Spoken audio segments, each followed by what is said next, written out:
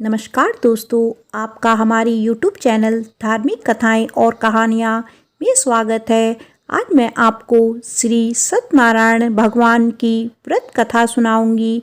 अगर आपको यह कथा अच्छी लगी तो आप वीडियो को लाइक, सब्सक्राइब और शेयर जरूर कीजिएगा।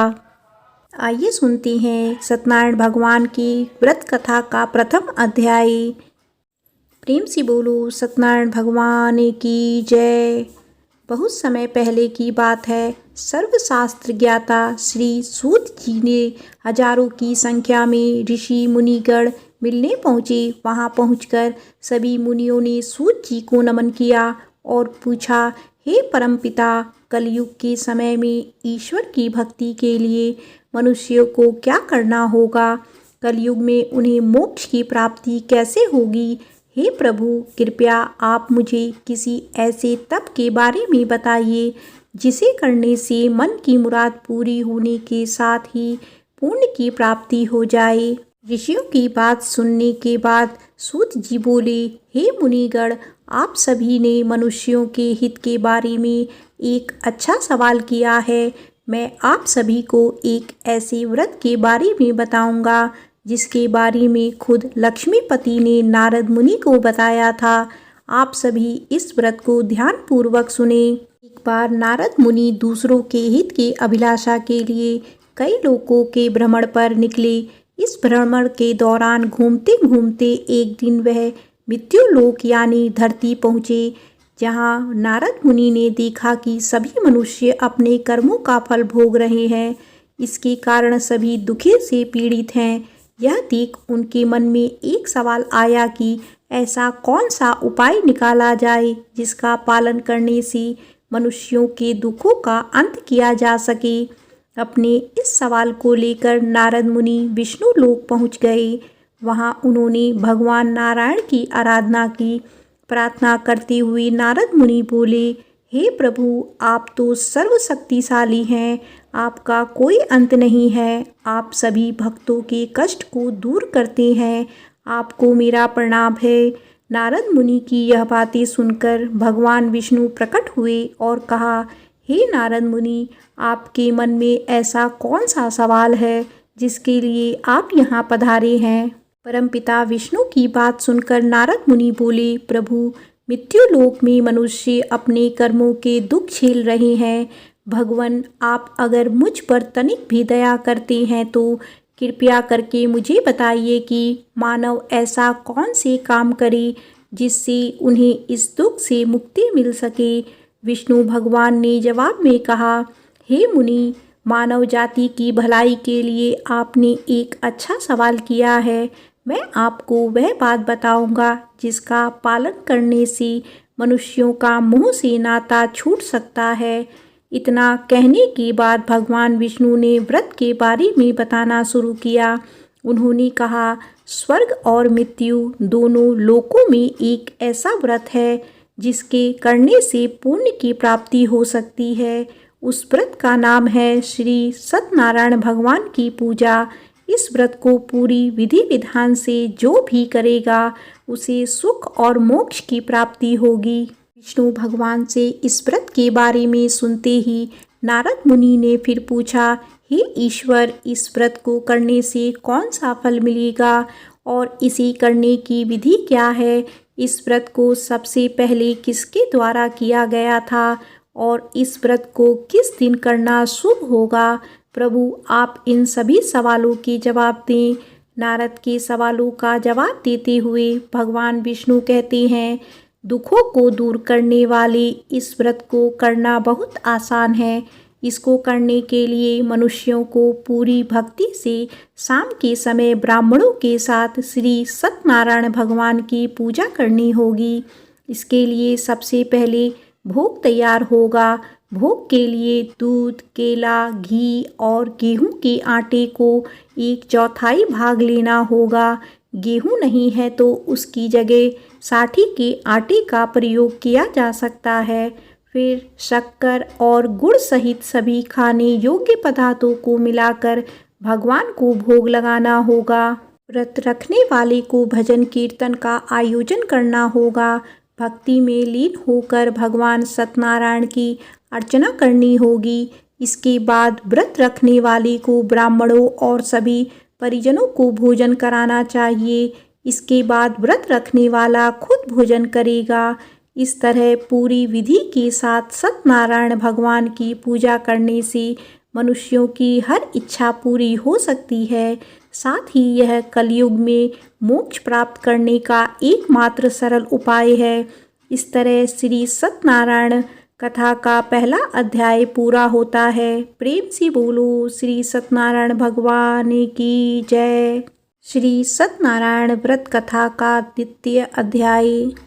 ऋषि मुनियों को नारद और भगवान विष्णु की कहानी सुनने के बाद श्री सूत जी ने कहा, हे मुनिगण, जिस व्यक्ति ने सबसे पहले इस व्रत को किया था, मैं उसके बारे में भी आप लोगों को बताता हूँ। ध्यान से सुने। एक समय की बात है, सुंदर काशीपुरी नामक नगरी में एक बेहद गरीब ब्राह्मण रहता था। भूखे प्यासे वह ब्राह्मण भोजन की इच्छा के लिए धरती पर भ्रमण कर रहा था। यह देख एक दिन सत्यनारायण भगवान खुद बूढ़े ब्राह्मण के रूप में धरती पर आए और उन्होंने उस गरीब ब्राह्मण के पास जाकर पूछा, आप रोजाना इतना उदास मन लेकर इस धरती पर क्यों घूमते रहते हैं? ब्राह्मण ने जवाब में कहा, मैं एक गरीब ब्राह्मण हूँ और भिक्षा की तलाश में धरती पर भ्रमण करने को मजबूर हूँ। अगर आपके पास कोई ऐसा उपाय है जिसका पालन करके मैं अपनी गरीबी दूर कर सकता हूँ तो मुझे बताइए। इस पर बूढ़े ब्राह्मण ने कहा, तुम भगवान सत्यनारायण की आराधना करो। वह सभी के मन की मुराद को पूरी करते हैं। उनकी पूजा करने वाला हर शख्स दुख और कष्ट से दूर हो जाता है। इतना कहकर बूढ़े ब्राह्मण का रूप लिए सत्यनारायण भगवान अदृश्य हो गए। उनकी बातें सुनकर निर्धन ब्राह्मण इस व्रत को करने का उपाय सोचने लगा। रात भर गरीब ब्राह्मण ने इसी के बारे में सोचा और पूरी रात जागने के बाद सत्यनारायण भगवान की पूजा करने के लिए भिक्षा मांगने निकल पड़ा। अन्य दिनों के मुकाबले उस दिन उस ब्राह्मण को काफ़ी ज़्यादा भिक्षा मिली। उस भिक्षा से और अपने परिजनों के सहयोग से किसी तरह ब्राह्मण ने सत्यनारायण भगवान की पूजा की। पूजा के बाद उस गरीब ब्राह्मण के सभी दुख दूर हो गए। धीरे धीरे वह कई संपत्तियों का मालिक हो गया। ब्राह्मण हर महीने नियमित रूप से इस पूजा को करने लगा। सूत जी ने कहा, इस तरह से जो कोई भी सच्ची श्रद्धा के साथ श्री सत्यनारायण भगवान की पूजा करेगा वह सभी प्रकार के दुखों और पापों से मुक्त पा सकेगा। इस पर ऋषिगण बोले, हे सर्वज्ञ ज्ञाता सूत जी, उस ब्राह्मण की बातों को सुनकर और किस किस ने श्री सत्यनारायण भगवान की पूजा की, आप इस बारे में भी हमें बताइए। फिर सूत जी ने आगे कहा, इस व्रत को जिन लोगों ने भी किया मैं उन सभी के बारे में आपको बताता हूँ। ध्यान से सुने। एक बार वह गरीब ब्राह्मण धन और संपत्ति की प्राप्ति के बाद अपने परिजनों के साथ इस व्रत को करने की तैयारी कर रहा था। तभी एक बूढ़ा व्यक्ति लकड़ी बेचते हुए वहाँ आया। उसने लकड़ियों को बाहर रखा और स्वयं ब्राह्मण के घर के अंदर चला गया। प्यास से तड़पता वह लकड़ी बेचने वाला जब घर के अंदर आया तो उसने देखा कि ब्राह्मण पूजा पर बैठा हुआ था। उसने ब्राह्मण को नमस्कार किया और पूछा, हे मुनिवर, आप यह कौन सा तप कर रहे हैं और इसे करने से क्या फल मिलता है? लकड़हारे के सवालों का उत्तर देते हुए ब्राह्मण ने कहा, यह व्रत श्री सत्यनारायण भगवान का है। इसी करने से मन की इच्छा पूरी होती है। इसी व्रत का पालन करके मुझे धन की प्राप्ति हुई है। ब्राह्मण से इस व्रत के बारे में सुनकर लकड़हारा बेहद खुश हुआ। उसने चरणामृत व प्रसाद ग्रहण किया और तुरंत अपने घर चला गया। घर पहुंचकर उसने निश्चय किया कि किसी भी हाल में वह श्री सत्यनारायण भगवान की पूजा करेगा। इसके लिए वह लकड़ी बेचने उस नगर जा पहुंचा जहां अधिक संख्या में अमीर लोग रहते थे। वहां उसे पहले के मुकाबले अधिक धन मिला। इसके बाद उस लकड़हारे के कमाई हुए धन से गेहूं का आटा, केला, घी, शक्कर, दूध सहित सत्यनारायण व्रत में लगने वाली सभी सामग्रियों को खरीदा। फिर उसने अपने परिजनों को भी आमंत्रित किया और पूरी विधि के साथ श्री सत्यनारायण भगवान का व्रत किया। इस व्रत को करने के बाद उस लकड़हारे को भी धन और संपत्ति की प्राप्ति हुई और आखिर में उसे वैकुंठ धाम की प्राप्ति हुई। इस प्रकार सत्यनारायण कथा का दूसरा अध्याय खत्म होता है। प्रेम से बोलो श्री सत्यनारायण भगवान की जय। श्री सत्यनारायण व्रत कथा का तृतीय अध्याय। जी आगे की कहानी सुनाते हुए कहते हैं कि सालों पहले उल्कामुख नामक एक राजा था। वह बुद्धिमान होने के साथ साथ सत्यवादी और शांत स्वभाव का व्यक्ति था। वो रोजाना मंदिरों में जाकर गरीबों को धन दान करके उनके दुखों को दूर करता था। राजा उल्कामुख की पत्नी कमल के फूल के समान थी। उन्हें पवित्र स्त्री माना जाता था। एक बार राजा उल्कामुख और उनकी पत्नी ने भद्रशिला नदी के किनारे श्री सत्यनारायण भगवान की पूजा की। तभी वहां साधु नाम का एक वैश्य पहुंचा। उस वैश्य के पास व्यवसाय करने के लिए काफ़ी धन था। उसने जब राजा और उसकी पत्नी को व्रत करते देखा तो वह वहीं रुक गया। फिर उसने विनम्रता पूर्वक पूछा, हे महाराज, आप कौन सा व्रत कर रहे हैं? राजा ने जवाब दिया, मैं अपने परिजनों के साथ पुत्र की प्राप्ति के लिए श्री सत्यनारायण भगवान की पूजा कर रहा हूँ। इस पर साधु ने पूछा, क्या आप मुझे भी व्रत करने की विधि बताएंगे? मुझे भी संतान प्राप्ति की इच्छा है। साधु की बात सुनकर राजा ने उसे सत्यनारायण भगवान के पूजन की सारी विधि बताई। इसके बाद साधु अपने घर की ओर निकल पड़ा। पहुंचकर साधु ने अपनी पत्नी लीलावती को श्री सत्यनारायण व्रत के बारे में बताया और कहा, मुझे जब संतान की प्राप्ति होगी तो मैं इस व्रत को करूंगा। कुछ दिन बाद सत्यनारायण भगवान की कृपा साधु की पत्नी लीलावती पर बरसी और वह गर्भवती हो गई। आगे चलकर उसने एक पुत्री को जन्म दिया।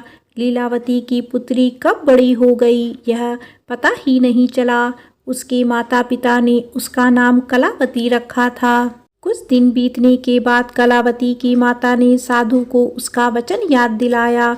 उसमें उसने संतान प्राप्ति के बाद श्री सत्यनारायण भगवान की पूजा करने की बात कही थी। लीलावती ने कहा, हे स्वामी, अब आपको अपने वचन को पूरा करने का समय आ गया है। इस पर साधु ने कहा, हे प्राण प्रिय, मुझे अपना वचन अच्छी तरह से याद है। उस वचन को मैं अपनी पुत्री के विवाह के अवसर पर पूरे विधि विधान के साथ करूँगा। पत्नी को पूजा का आश्वासन देकर अगले दिन साधु नगर की ओर चल पड़ा। कुछ समय बाद जब कलावती शादी योग्य हो गई तो साधु ने एक दूत को बुलाया और उसे अपनी पुत्री कलावती के लिए एक योग्य वर ढूंढने का आदेश दिया।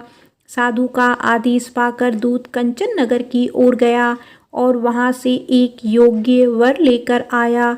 उस लड़के को देखकर साधु ने अपनी पुत्री का विवाह उससे कराने का फैसला किया। उसने तुरंत अपने परिजनों को आमंत्रित किया और अपनी पुत्री का विवाह उस योग्य लड़के से कर दिया।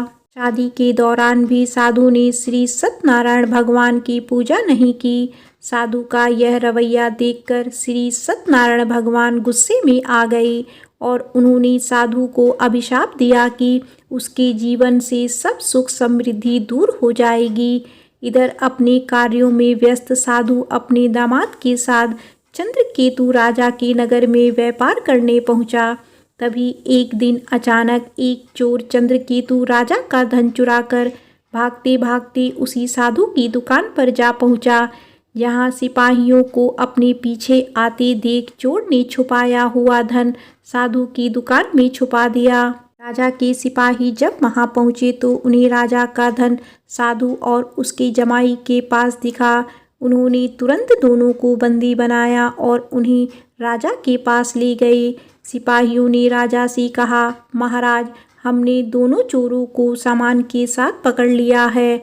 आप बस आदेश दें कि इन दोनों को क्या सजा देनी चाहिए। राजा ने सिपाहियों को आदेश दिया कि बिना देर किए दोनों को इसी वक्त कारावास में डाल दिया जाए, साथ ही उनके सारे धन को जब्त कर लिया जाए।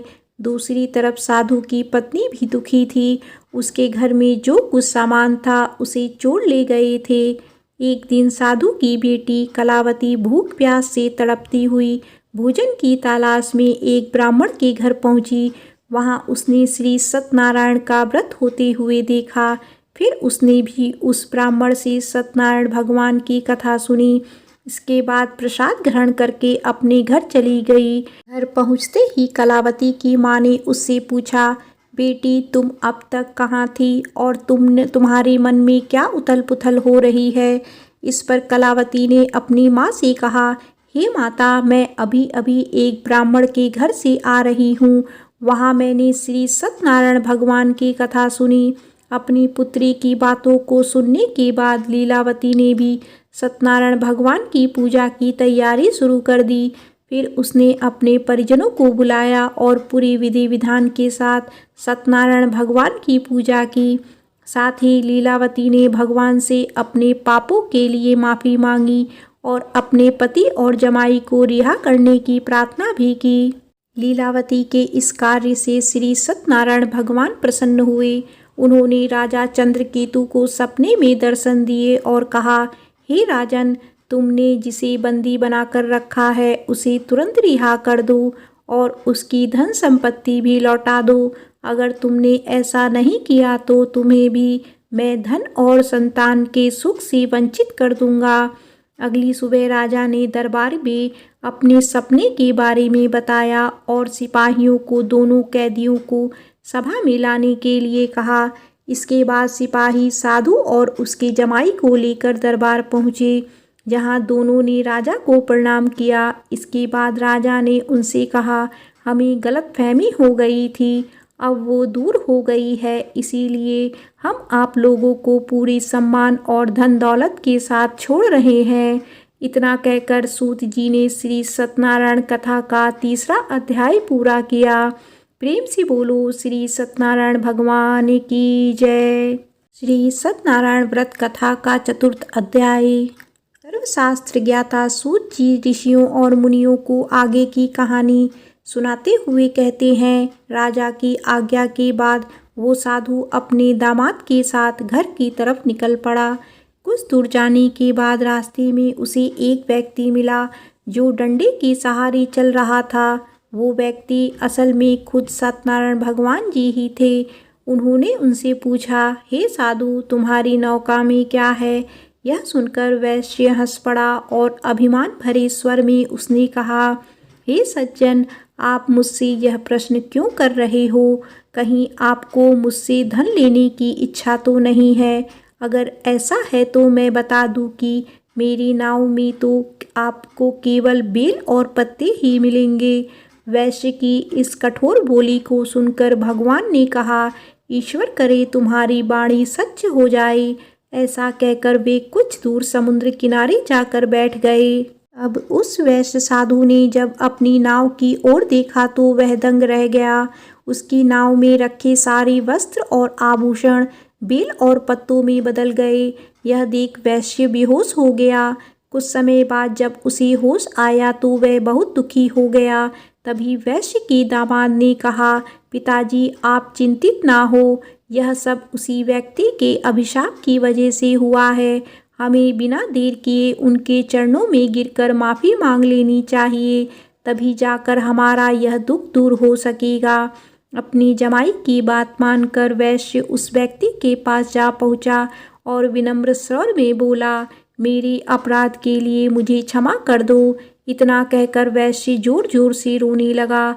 इस पर सत्यनारायण भगवान ने कहा, हे साधु, तुम्हें जो भी दुख मिले हैं वो सभी मेरी ही आज्ञा से मिले हैं, क्योंकि तुमने अपने वचन के अनुसार एक भी बार मेरी पूजा नहीं की, जिससे मेरा अपमान हुआ है।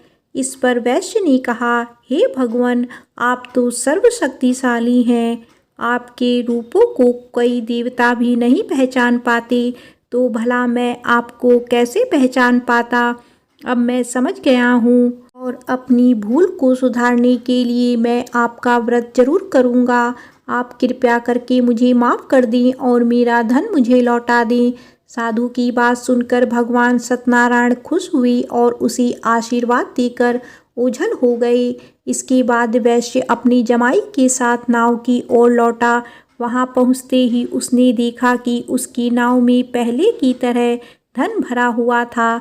इसके बाद उसी जगह पर वैश्य ने दामाद व अन्य साथियों के साथ मिलकर सत्यनारायण भगवान की पूजा की और फिर अपने घर की तरफ चल पड़ा।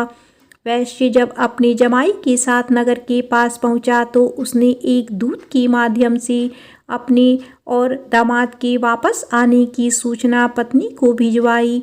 दूत ने उनके घर जाकर वैश्य की पत्नी लीलावती को नमस्कार करते हुए कहा, मालकिन साहब और दामाद दोनों नगर के पास पहुंच गए हैं। वैश्य की पत्नी लीलावती उस दूत की बात सुनकर काफ़ी प्रसन्न हो गई। उसने तुरंत सत्यनारायण भगवान का व्रत पूरा कर अपनी पुत्री कलावती से कहा, मैं तुम्हारे पिता के दर्शन के लिए जा रही हूँ। तुम भी अपना काम पूरा कर तुरंत दर्शन के लिए आ जाना। अपनी माता की बातें सुन कलावती भी प्रसन्न हो गई और जल्दबाजी में सत्यनारायण भगवान की कथा का प्रसाद छोड़कर अपने पति और पिता से मिलने चली गई। कलावती द्वारा प्रसाद का अनादर देख भगवान सत्यनारायण एक बार फिर से नाराज हो गए। क्रोध में आकर उन्होंने नाव सहित कलावती के पति को पानी में डुबो दिया। जैसे ही कलावती वहां पहुंची उसने देखा कि उसका पति वहां नहीं है तो वह बेहद दुखी हुई और जोर जोर से रोने लगी। वैश्य अपनी जमाई को डूबता देख एक बार फिर से सत्यनारायण भगवान का स्मरण करने लगा। उसने प्रभु से प्रार्थना की और कहा, हे ईश्वर, कृपा करके मेरी परिवार से हुई भूल को माफ़ कर दें। साधु की प्रार्थना सुनकर सत्यनारायण भगवान ने कहा, हे साधु, तुम्हारी बेटी ने मेरी प्रसाद का अपमान किया है। यही कारण है कि उसका पति यह दंड झेल रहा है। अगर वह वापस घर लौटकर मेरी प्रसाद का सेवन करती है तो उसका पति सकुशल वापस लौट आएगा। इतना सुनते ही कलावती तुरंत घर के अंदर जाती है और प्रसाद का सेवन करती है।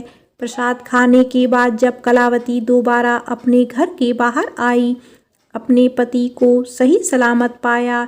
इसके बाद साधु एक बार फिर से अपने परिजनों के साथ मिलकर पूरे विधि विधान के साथ श्री सत्यनारायण भगवान का व्रत करता है। पूजा के बाद वह सुखी सुखी अपना जीवन व्यतीत करता है और अंत में वह इस लोक का सुख प्राप्त कर स्वर्ग लोक चला जाता है। इस प्रकार श्री सत्यनारायण भगवान की व्रत कथा का चौथा अध्याय समाप्त होता है। प्रेम से बोलो श्री सत्यनारायण भगवान की जय। श्री सत्यनारायण भगवान की व्रत कथा का पंचम अध्याय। सत्यनारायण कथा के पांचवें और अंतिम अध्याय में सर्वज्ञाता सूत जी ऋषि और मुनिगणों को एक और कहानी सुनाते हैं। यह कहानी तुंगध्वज नामक एक राजा की थी जो प्रजा पालन में व्यस्त रहता था। कुछ समय बाद राजा तुंगध्वज अपने नगर के पास के जंगल में शिकार के लिए निकले। शिकार के बाद राजा एक पेड़ के पास विश्राम करने के लिए रुके, जहां उनकी नज़र कुछ लोगों पर पड़ी जो पूरे विधि विधान के साथ भक्ति में लीन होकर श्री सत्यनारायण भगवान की आराधना कर रहे थे। हमेशा की तरह अपने अभिमान में चूर राजा तुंगध्वज उस पूजा में शामिल नहीं हुआ और ना ही भगवान को नमन करना जरूरी समझा। वह मौजूद लोगों के राजा को रोककर भगवान का प्रसाद भी दिया, लेकिन तुंगध्वज ने प्रसाद का अपमान करते हुए उसे लेने से मना कर दिया। कुछ समय बाद राजा तुंगध्वज अपनी नगरी पहुंचा तो देखा कि उनके प्रदेश में सब कुछ बर्बाद हो चुका था। पूरा नगर तहस नहस देख राजा तुरंत समझ गया कि यह सब सत्यनारायण भगवान के प्रसाद का अपमान करने का फल है। वह तुरंत उसी जंगल की ओर गया और बिना किसी देरी के उस पूजा में शामिल होकर भगवान का प्रसाद भी खाया। इसके बाद जब राजा तुंगध्वज दोबारा अपने नगर की ओर चल पड़े, वहां पहुंचकर उन्होंने देखा कि श्री सत्यनारायण भगवान की कृपा से सब कुछ पहले जैसे व्यवस्थित हो चुका था। इसके बाद राजा तुंगध्वज ने लंबे समय तक सुख और समृद्धि के साथ अपना जीवन व्यतीत किया और फिर मृत्यु के बाद उसे स्वर्गलोक की प्राप्ति हुई। इस कहानी के बाद सूत जी ऋषियों को कहते हैं कि हे मुनिगण, इस संसार में जो भी मनुष्य श्री सत्यनारायण भगवान के व्रत को करेगा उसकी सभी मनोकामनाएं पूर्ण होगी। इस पूजा को करने से गरीब को धन की प्राप्ति, निसंतान को संतान का सुख प्राप्त होता है। वहीं मनुष्य अपनी मनोकामना पूरी होने के बाद जीवन के आखिरी वक्त में वैकुंठ धाम को चला जाता है। आगे सूत जी कहते हैं कि मैं अब आप सभी को इस व्रत को करने वाले लोगों के दूसरे जन्म के बारे में भी बताता हूँ। दूसरे अध्याय के वृद्ध ब्राह्मण ने अगले जन्म में सुदामा के रूप में जन्म लिया और मोक्ष की प्राप्ति की। वहीं दूसरे अध्याय के लकड़हारे के निषाद के रूप में जन्म लेकर मोक्ष की प्राप्ति की। के अलावा तीसरे अध्याय के उल्कामुख राजा ने दशरथ के रूप में वैकुंठ की ओर प्रस्थान किया। चौथे अध्याय के साधु नामक वैश्य ने मोरध्वज के रूप में अपने पुत्र की तरह से मोक्ष की प्राप्ति की। वहीं पांचवें यानी अंतिम अध्याय के तुंगध्वज राजा ने भगवान की भक्ति में लीन होकर मोक्ष की प्राप्ति की। इस प्रकार श्री सत्यनारायण कथा का 5वां अध्याय संपन्न होता है। प्रेम से बोलो श्री सत्यनारायण भगवान की जय।